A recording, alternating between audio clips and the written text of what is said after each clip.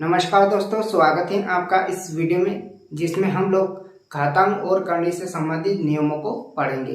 अगर आप इंटरेस्टेड हो और सीखना चाहते हो तो इस वीडियो को पूरा अवश्य देखिएगा। तो चलिए दोस्तों शुरू करते हैं। घातांक और करनी से संबंधित 15-16 नियम हैं। अगर आप इन नियमों को समझ लेते हैं तो घातांक और करनी से संबंधित जितने भी प्रश्न होंगे वो आसानी से उनको आप हल कर पाएंगे।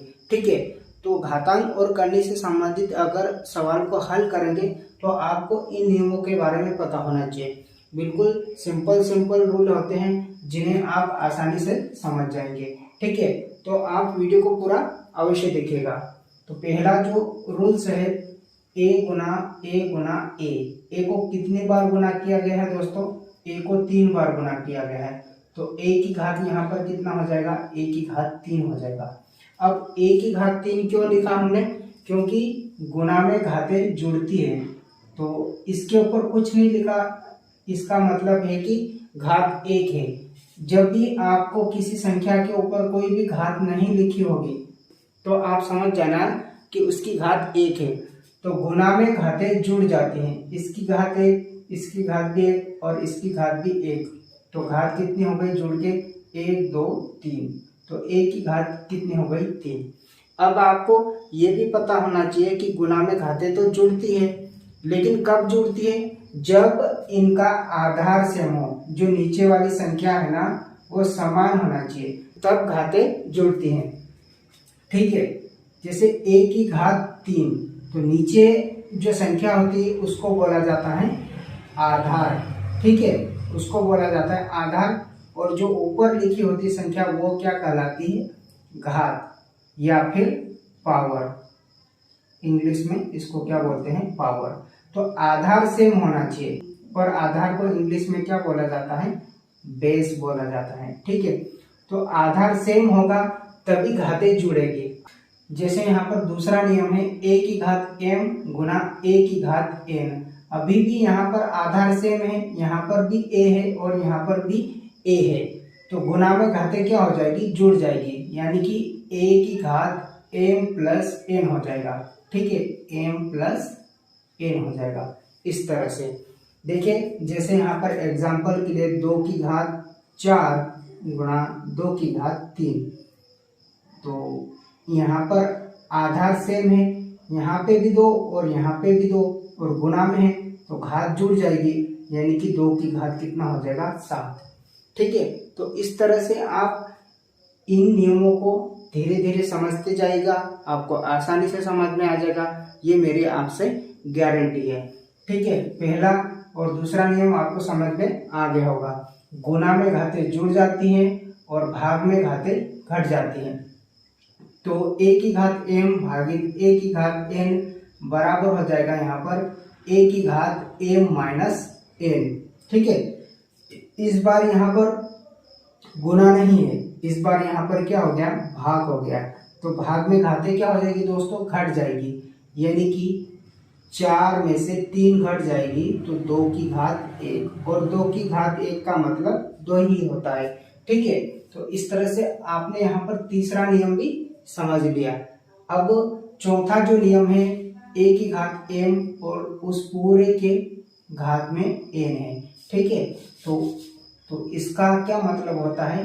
a की घात m गुणा n हो जाता है। जब भी a की घात m हो, कोष्टक की घात n हो, तो इस घात का आपस में गुना हो जाता है। a की घात m गुना n हो जाएगा। जैसे उदाहरण के लिए 5 की घात 3 और इस पूरे की घात 2, तो यहाँ पर हो जाएगा इन घातों का आपस में गुना, यानी कि 3 गुना 2, और 3 गुना 2 मतलब 5 की घात 6। तो चौथा नियम भी आपको समझ में आ गया होगा। ठीक है, इसके बाद आता है पांचवा नियम a बटे b की घात m। a बटे b की घात m का मतलब है ये जो m है a की भी पावर में है और b की भी पावर में है। इस तरह से a की भी घात m है और b की घात भी m है। ठीक है, जैसे उदाहरण के लिए मान ले 2/3 है और उसकी घात है 5। तो इसका मतलब ये हुआ कि ये जो 5 है 2 की भी पावर है और 3 की भी पावर है, तो 2 की पावर 5 बटे 3 की पावर 5 इस तरह से। ठीक है, तो आपको ये पांचवा नियम भी अच्छे से समझ में आ गया होगा। उसी प्रकार से यहाँ पर a गुना b की घात m है। इसका अर्थ भी ये हुआ कि ये जो m है a की भी घात है और b की भी घात है। ठीक है, तो यहाँ पर हम लिख सकते हैं कि a गुना b की घात m बराबर होता है a की घात m गुना b की घात m। इसका उदाहरण भी समझ लीजिएगा। जैसे यहाँ पर 2 गुना 3 है और उसकी घात हम लगा दिए 7। इसका मतलब ये हुआ कि 2 की घात भी 7 है और गुणा 3 की घात भी 7 है। ठीक है, इसका अर्थ ये होता है। तो ये इसका फार्मूला होता है और उसका उदाहरण भी मैंने आपको यहाँ पर समझा दिया। ठीक है, अगर आपको घातांक और करनी से संबंधित नियम अच्छे से समझ में आ रहे हो तो नीचे जो लाइक का बटन है उसे भी दबा दीजिएगा और अपने प्यारे प्यारे दोस्तों के साथ भी इस वीडियो को शेयर कर दीजिएगा ताकि वो भी घातांक और करनी से संबंधित नियमों को समझ सके और घातांक और करनी से संबंधित सवालों को भी अच्छे से हल कर पाएंगे। ठीक है, जब भी आपको घातांक और करनी से संबंधित सवालों को हल करना हो तो आपको सबसे पहले नियम पता होना चाहिए। सातवां जो नियम है a की घात x गुना a की घात y भागित a की घात z। ठीक है, तो इससे पहले आप ध्यान से देखेंगे, यहाँ से यहाँ तक आप एक नियम पढ़ चुके हैं। ठीक है, जब आधार सेम हो और गुना में हो तो घातें जुड़ जाती हैं। तो यहाँ से यहाँ तक अगर हम हल करेंगे तो क्या निकल के आएगा, a की घात x प्लस y हो जाएगा। ठीक है, उसके बाद यहाँ पर क्या है, भाग है, तो भाग में घातें क्या होती थी, घटती है, तो यहाँ पर माइनस क्या हो जाएगा, सेट हो जाएगा। कहने का मतलब जब आधार सेम हो तो यहाँ से यहाँ तक हल किया तो प्लस हो जाएगा और यहाँ से आगे हल करेंगे तो यहाँ पर क्या हो जाएगा, माइनस हो जाएगा। यानी कि आधार तीनों में सेम है तो यहाँ पर जुड़ जाएगा और यहाँ पर घट जाएगा। सिंपल सा लॉजिक है। ठीक है, जैसे कि उदाहरण के लिए मान ले कोई संख्या यहाँ पर 10 है, उसकी पावर यहाँ पर है 5 गुणा 10 की घात यहाँ पर है 3 गुणा 10 की घात यहाँ पर है 2। तो सेम है, आधार सेम है, यहाँ पर भी 10, यहाँ पर भी 10 और यहाँ पर भी 10। ठीक है, यहाँ पर गुना नहीं, यहाँ पर होगा भाग। ठीक है, तो ये तो जुड़ जाएगा, तो यहाँ पर क्या हो जाएगा, 10 की पावर 5 प्लस 3 हो जाएगा और ये घट जाएगा इस तरह से। तो इसको हल करने पर क्या होगा, 5 प्लस 3 8 और 8 में से 2 जाएगा तो यहाँ पर क्या बचेगा, 8 में से 2 जाएगा तो 10 की घात 6 बचेगा। ठीक है, इन सबको हमने हल कर लिया। 5 प्लस 3 8, 8 में से 2 माइनस करेंगे तो 10 की पावर 6 यहाँ पर इस तरह से आंसर आ जाएगा। तो आई होप आप यहाँ पर 7वां नियम भी अच्छे से समझ गए होंगे। ठीक है, चलिए इसके आगे का नियम समझते हैं हम। a की घात x बराबर b, इसका जो मतलब होता है कि a बराबर b की घात 1 बटे 100 होता है। ठीक है, जैसे यहाँ पर a की घात 2 बराबर 16 हो। ठीक है, तो ये जो 2 है इस तरह से a बराबर 16 की घात 1 बटे 2 इस तरह से बन जाएगा। ठीक है, अगर यहाँ पर a की पावर 3 होता और यहाँ पर 16 होता तो ये a बराबर 16 की घात 1 बटे 3 हो जाता। आई होप आपको समझ में आ रहे होगी बातें। ठीक है, जैसे यहाँ पर a की घात 5 होता और बराबर यहाँ पर मान ले 18 होता तो a बराबर यहाँ पर कितना हो जाता, 18 की घात 1 बटे 5 हो जाता। इस तरह से इस नियम का मतलब ये होता है। ठीक है, तो आई होप आपको यहाँ पर 8वां नियम भी अच्छे से समझ में आ गया होगा। चलिए अगला नियम समझते हैं हम। a की घात m बराबर a की घात n, तो इसका जो मतलब होता है m बराबर n। अब m बराबर n क्यों हो गया, क्योंकि यहाँ पर आधार सेम है, a इधर भी है और a इधर भी है, तो a से a कट जाएगा तो बचेगा m बराबर n। ठीक है, जैसे यहाँ पर देखिए 2 की घात 5 बराबर 2 की घात 4, तो ये 2 से 2 कट जाएगा तो यहाँ पर क्या बचेगा 5 बराबर 4। इस तरह से इसका मतलब हुआ। ठीक है, उसी तरह से 10वां नियम भी सेम है। इस बार क्या हुआ, पावर सेम है, a की पावर m बराबर b की पावर भी m। तो पावर से पावर कट जाएगी तो यहाँ पर क्या बचेगा a बराबर b।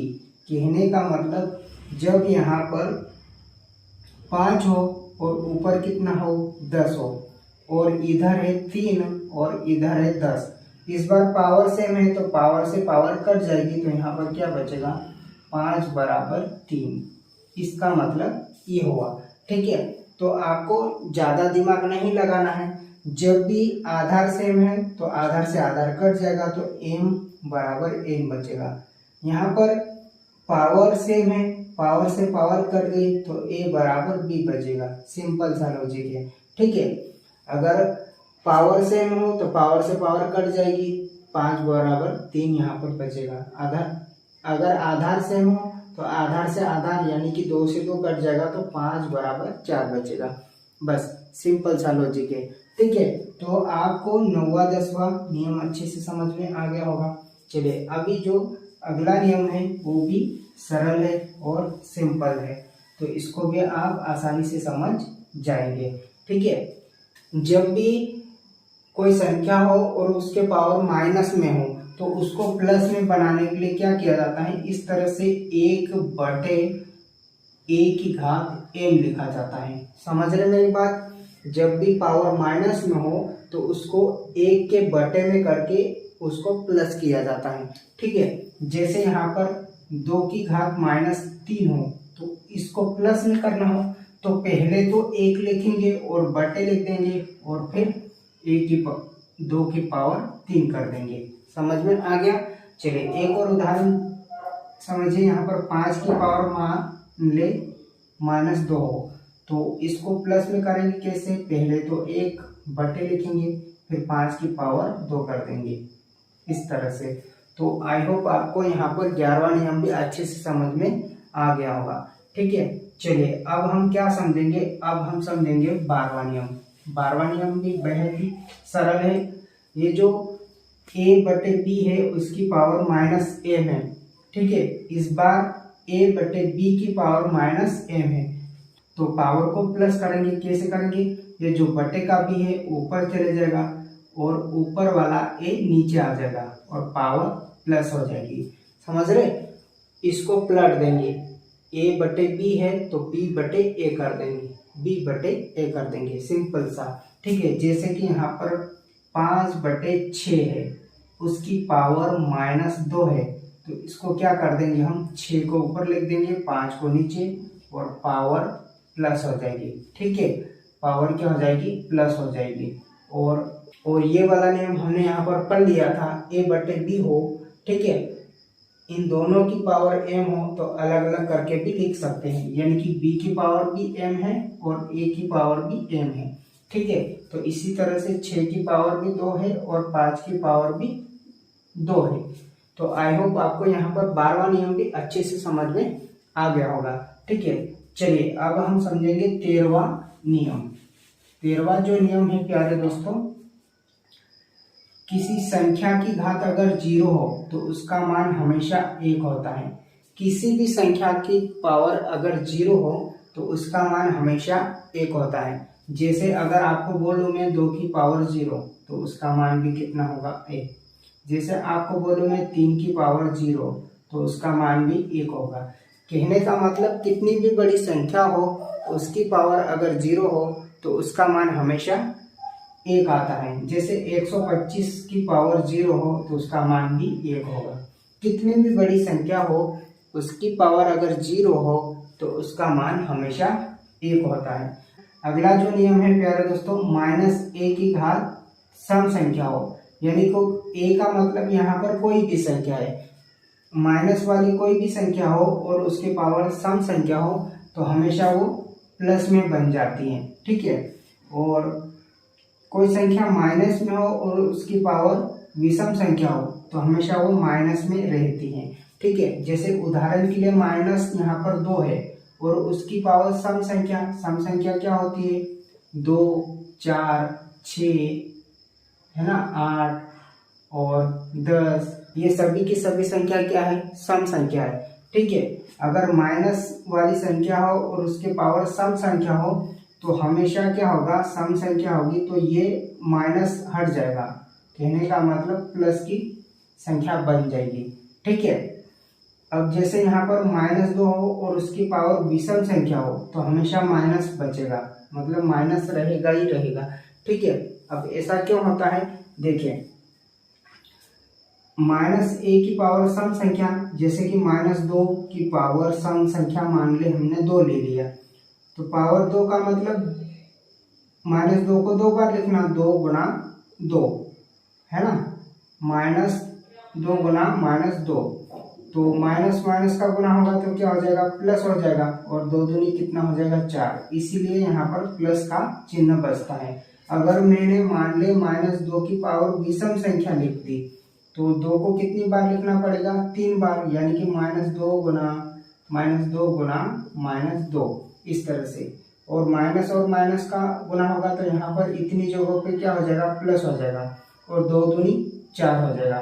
फिर प्लस और माइनस का गुना होता है तो माइनस आता है, यानी कि प्लस और माइनस का गुना हुआ तो यहाँ पर माइनस आ गया, और 4 दूनी 8 हो गया। कहने का मतलब जब भी माइनस वाली संख्या हो और उसकी पावर विषम संख्या हो तो माइनस चिन्ह आएगा ही आएगा।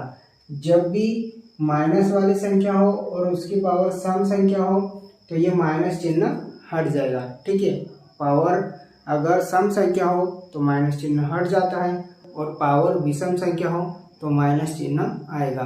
तो इस तरह से आपको मैंने घातांक और करनी से संबंधित जितने भी नियम थे सारे नियम समझा दिया हूँ। अगर अब भी आपको कुछ डाउट हो तो वीडियो को पीछे करके देख लीजिएगा, आपको अच्छे से समझ में आ जाएगा। तो आई होप प्यारे बच्चों आपको यहाँ तक घातांक और करनी से संबंधित सारे नियमों को समझ में आए होंगे। तो आई होप प्यारे बच्चों आपको घातांक और करनी से संबंधित सारे नियम समझ में आए होंगे। अगर आपको समझ में आया हो तो नीचे जो लाइक का बटन है उसे भी दबा दीजिएगा, और हमारे चैनल पर पहली बार आए हो तो चैनल को सब्सक्राइब भी कर लीजिएगा। तो मिलते हैं अगले वीडियो में, तब तक के लिए जय हिंद, वंदे मातरम।